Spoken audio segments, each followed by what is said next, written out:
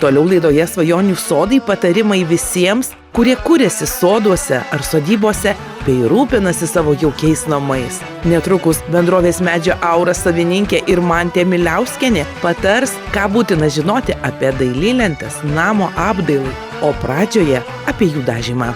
Apie dailylenčių dažymą yra du variantai. Vienas variantas yra tas, kad žmonės norėdami sutaupyti, jie ateina pas mus ir tiesiog pasirenka vieno sluoksnio dažymą. Tai yra gruntavimas visos pusės ir vienas sluoksnis tik tais dažų uždedamas. Kodėl yra toks variantas yra naudingas? Ypatingai, kai vyksta statybų aikštelė yra purvinas, smėlis, žvyras, vis tiek apsibrozinimai įvairūs yra, vinukai būna galų gale neuždažyti. Tada tokiu atveju mes žmonėm pasakom, kad po metų laiko jūs privalėsite tą fasadą persidažyti. Tiesiog persidažyti pilnai, kai jūs susimontuosit, visą kitą ir perdažyti. Kodėl, pavyzdžiui, visada rekomenduojam lentutes, neplyką lentą pasiimti ir ją montuoti ant fasado ir paskui, uždažysiu. Negalima šitaip daryti griežtai. Kodėl? Todėl, kad mediena suvaikšto, o ką jūs darysit su šito zebru išlindusiu baltu, kai paskui išlis jisai. Tas dalykas, jisai tiesiog išlis. Ir tada jūsų fasadas bus zebras.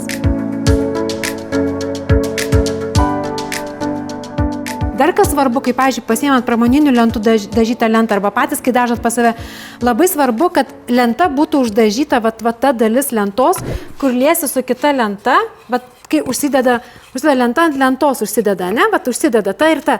Kaip ir čia visur uždažyta turi būti, kad tas kraštas visas būtų uždažytas, kad čia drėgmė papuolus, jinai tiesiog būtų uždaryta, negalėtų niekur papulti, niekur pratekėti į fasadą. Tai tiesiog labai svarbu ir kokybiškai nudažyti, nereikia pilnas lentas, kad ir tą pusę būtinai pilnai dažyti reikia, nes labai didelė dažų išeiga, bet bent jau tą kraštą būtina uždažyti. Tai mes visada, kai dažom pas save pramoniniu būdu, šepečius nukreipiam, kad tas kraštas būtų pasiektas. O dabar apie dailylenčių skirtų namo apkalimui storį. Su Skandinavijos medžio apdirbimo įmonėmis bendraujanti Medžio Aura renkasi skandinaviškus standartus, kad kokybė būtų tikrai ilgalaikė.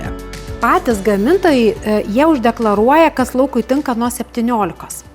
Bet tas nuo 17, tai čia yra gamintojo tokia, kaip pasakyti, pasirinkimas jo yra. Bet jeigu, pavyzdžiui, kažkas tai fasadiniai lentai atsitinka nuo 17, tai tada gamintojas pagal savo deklaracijas ir teikia tada tas garantijas ir visą kitą ir taip toliau, bet jau gamintojas. Pavyzdžiui, tie, kas parduoda medieną, kurie veža iš gamintojo, realiai jie, jeigu neturi normalių santykių su gamintojais, tada yra labai sunku rasti tą sprendimą ir visą kitą, tada jau yra įmonės maloniai. Kaip įmonė reaguoja į klientą ir kaip sprendžia tas konfliktinės situacijas, jeigu reikia keitimus daryti ir visą kitą ir taip toliau. Tai o kas gali nutikti? Kas gali nutikti, sakykime, šiaip tai nieko baisaus nenutiks, bet kodėl, pavyzdžiui, 18, aš pati asmeniškai nerekomenduoju 18 į fasadą, todėl, kad ji vis tiek daugiau tokia deformuotis nori, bet jeigu net paėmus, sakykime, 21 storio lentą, nežinau, čia matysis ar ne, bet, pavyzdžiui, 21 storio lentą ir 18 jau yra šiek tiek, gal taip kraštelis matys, pasigaubusi jau net yra.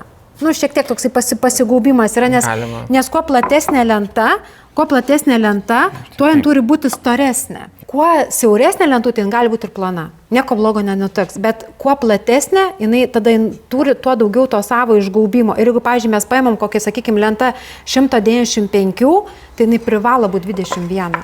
Jeigu 145, jinai turi būti 21 šiaip. Bet kiti tiesiog dėl piniginių kaštų, dėl to, kad tai gaunasi pigiau. Pigesnis variantas yra 18 storio lenta, tiesiog daugiau pasidaro kvadratų su to pačiu kubu.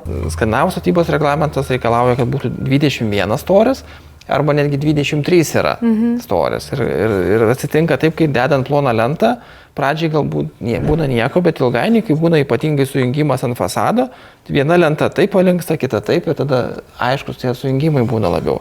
Dėl to, kad plona lenta matot, jinai labiau linkusi išlinkti, išsiriesti, toks kaip gaunasi kaip laivelis toksai. O 21 storio lenta automatiškai, ji jau tiek, matot, nebeišlinksta, ji stabilesnė yra.